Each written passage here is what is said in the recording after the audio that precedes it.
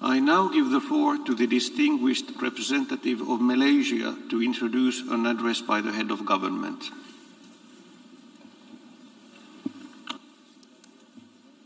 Thank you, Mr. President. I have the honor and privilege to introduce the Honorable Datuk Seri Ismail Sabri Yaakob, Prime Minister of Malaysia.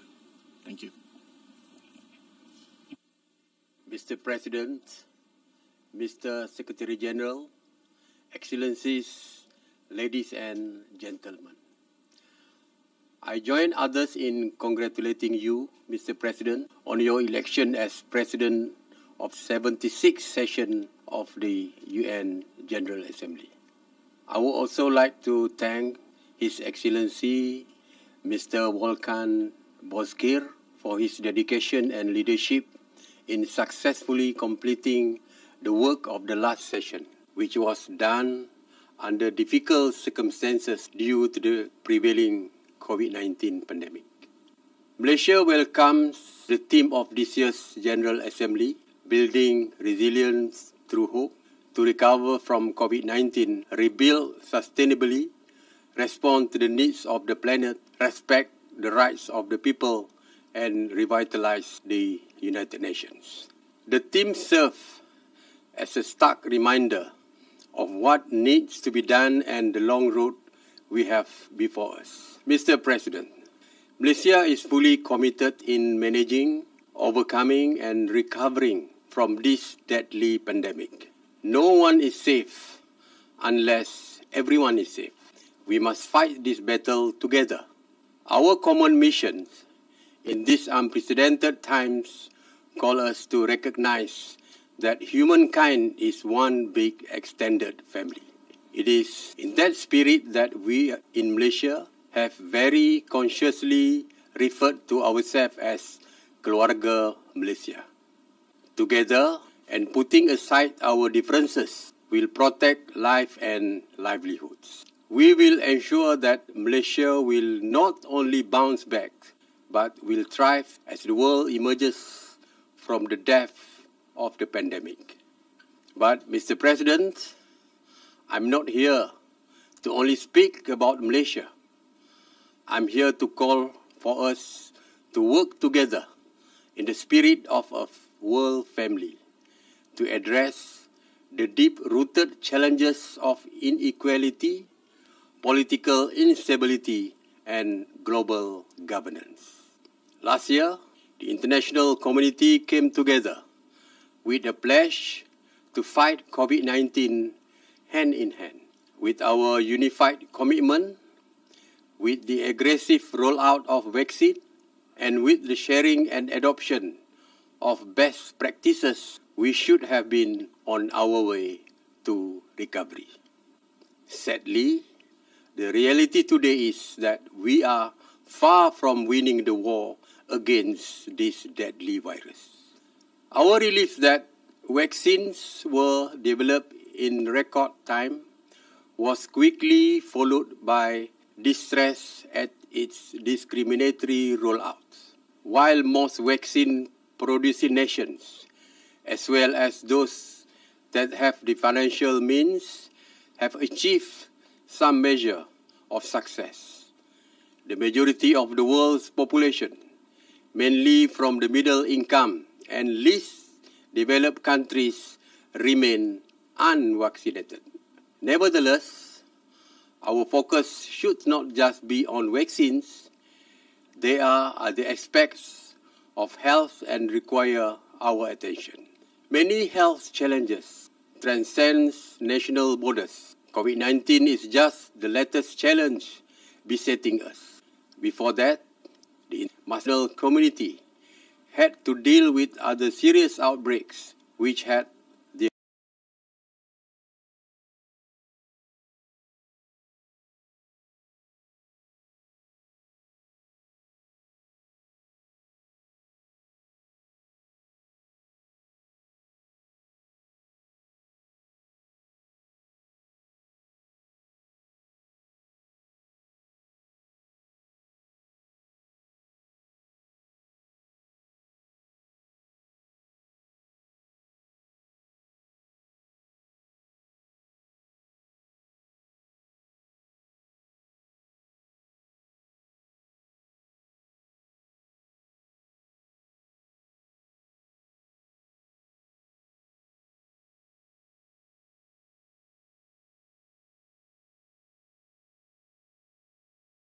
domain of individual nations.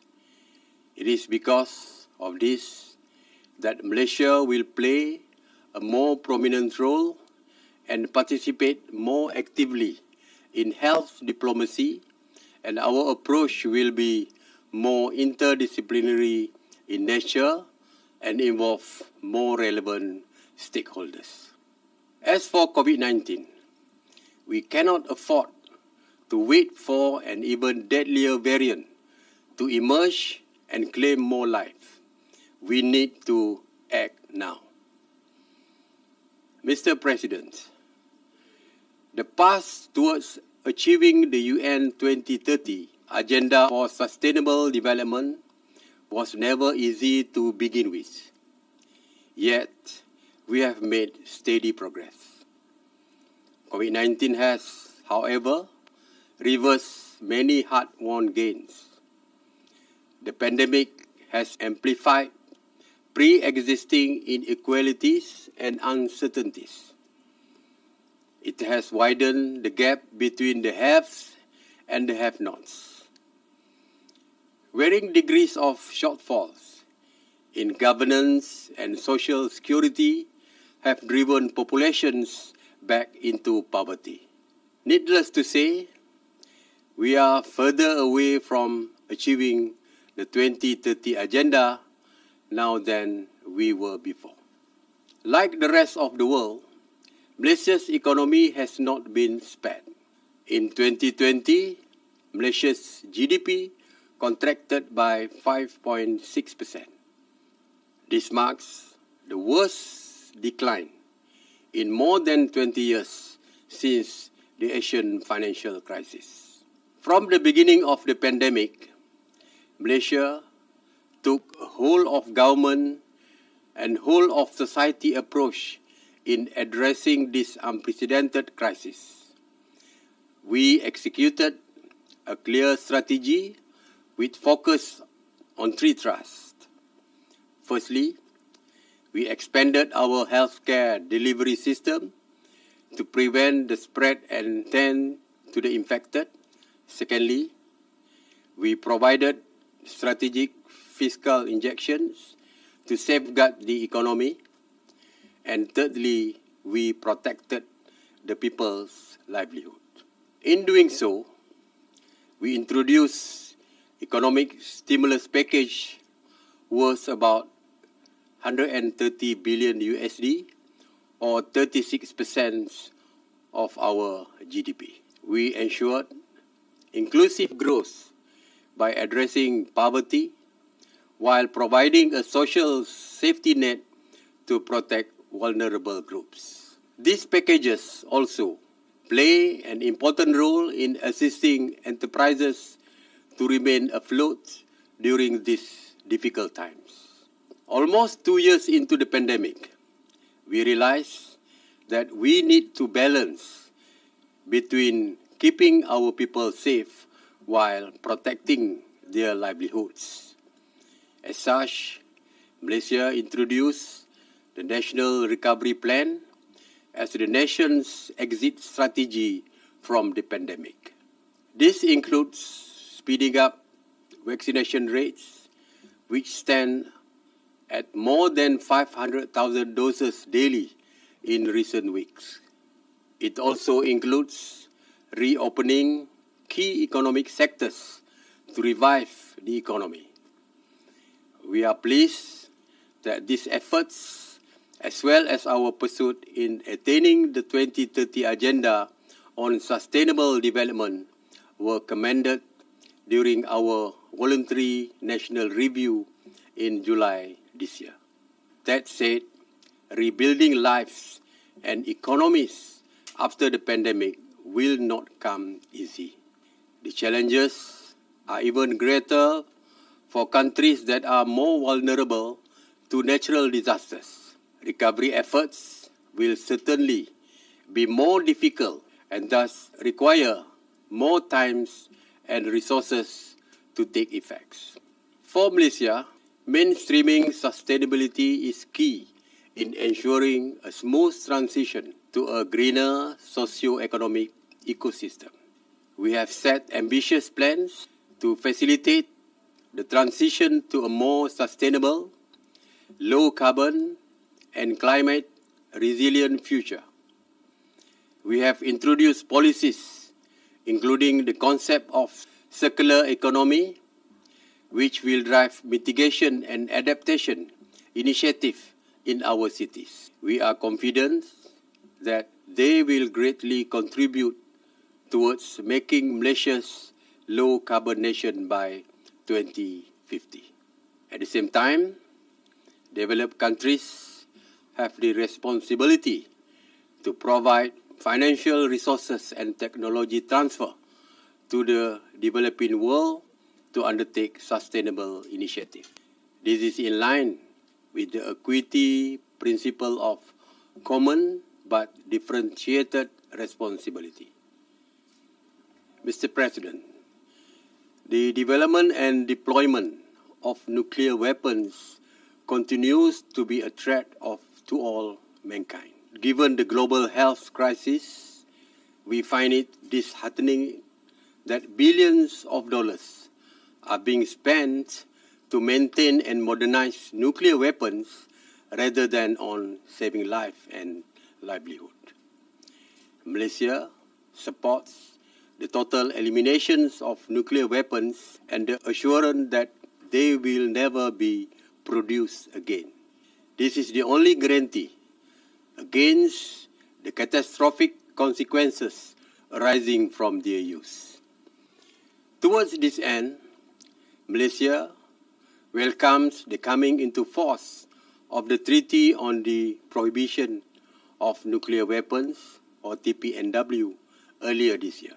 Malaysia reaffirms its commitment to the Treaty of Non-Proliferation of Nuclear Weapons, NPT, and as Chair of Main Committee 1 on Nuclear Disarmament for the 10th NPT Review Conference, we will strive towards bringing state parties together and do our best to steer deliberations towards a fruitful outcome.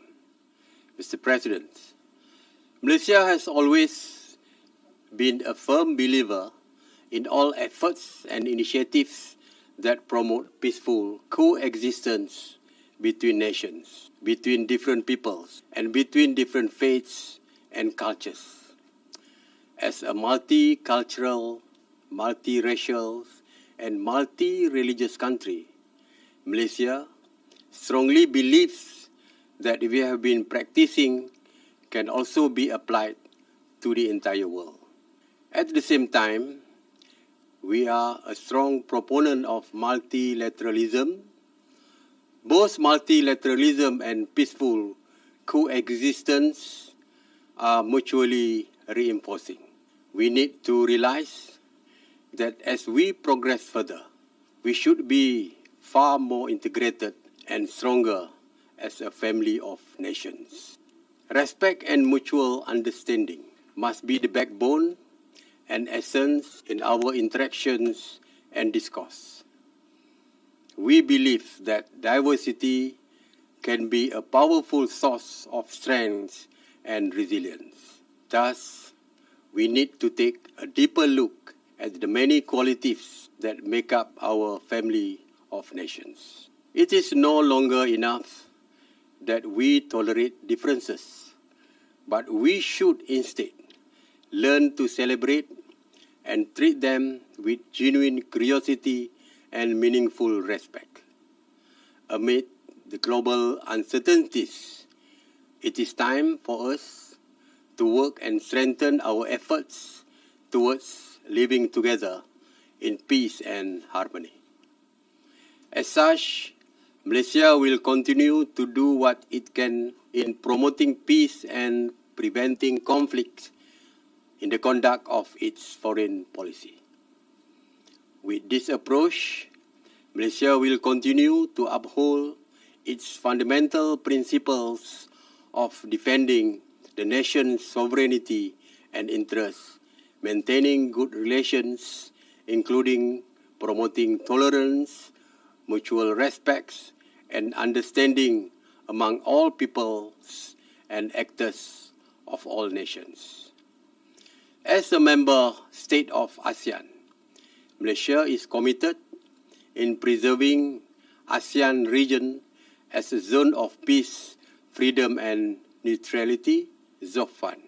Malaysia also reaffirms its commitment towards global peace, security and prosperity by continuing to lead on the issuance of a joint communique on global ceasefire in June this year.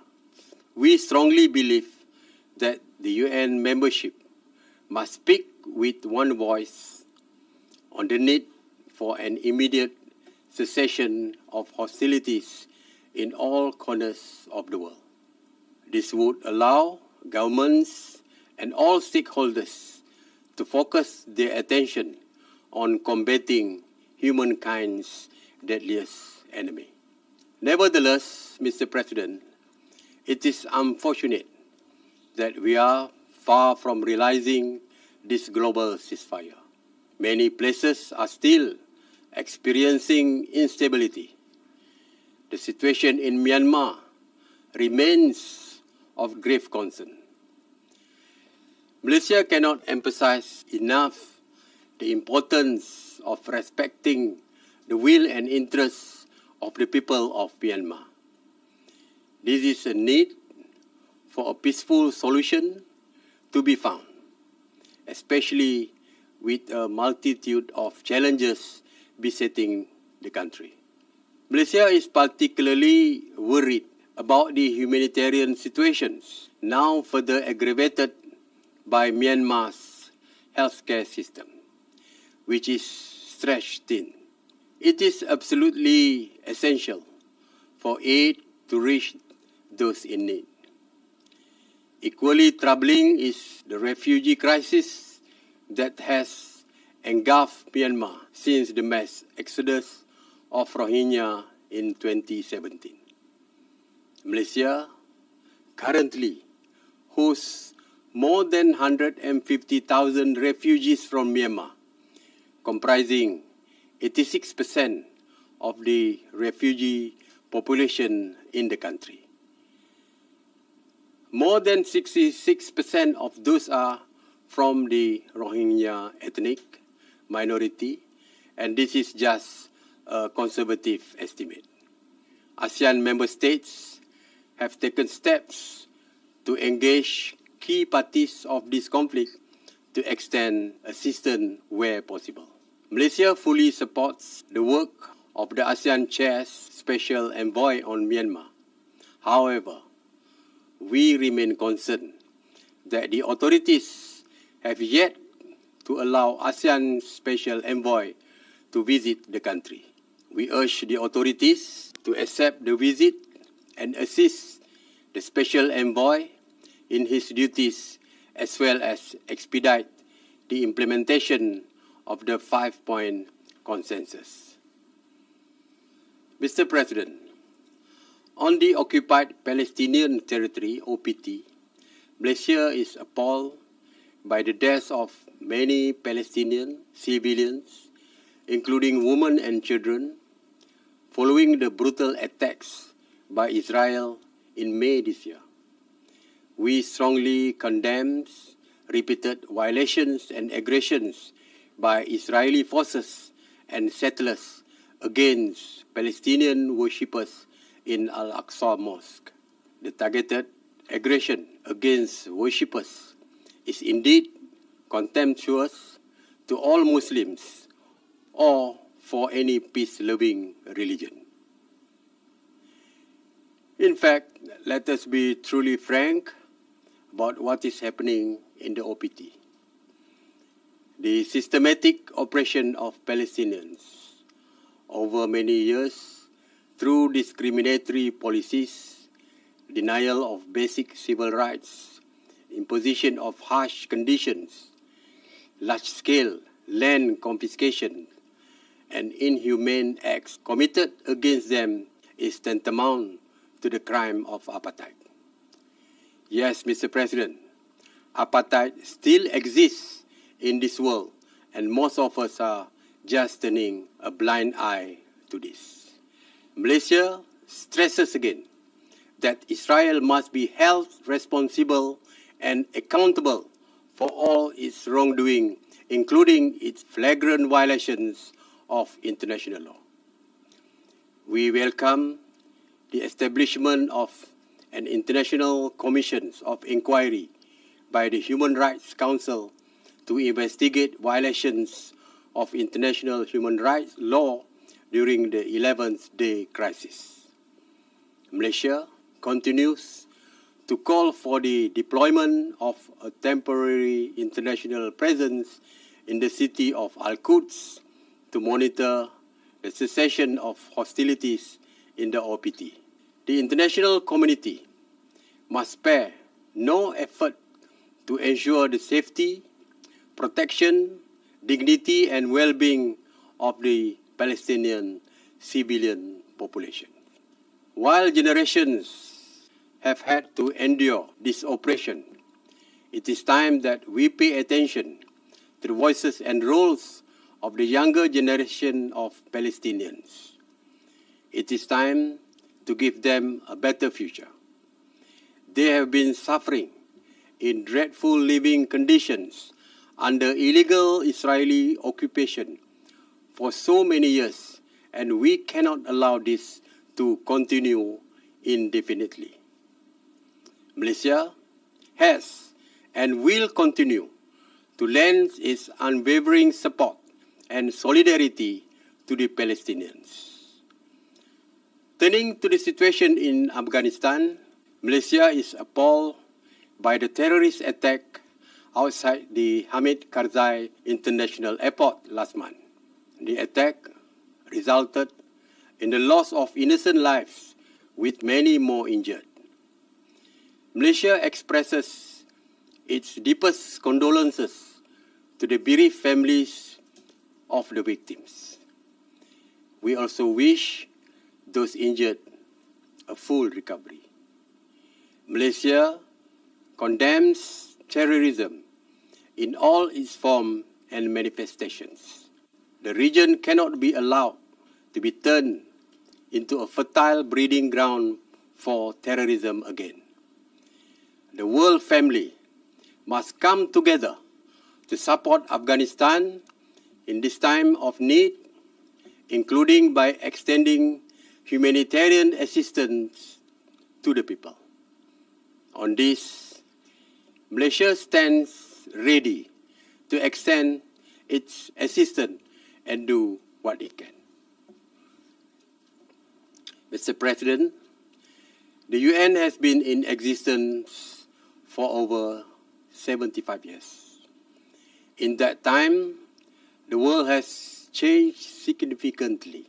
As such, the UN must keep pace with a rapidly changing world as it continues to face a crisis of expectations. Reform is necessary to strengthen the UN's effectiveness as a multilateral organization, to bring more transparency to it and to enhance its credibility.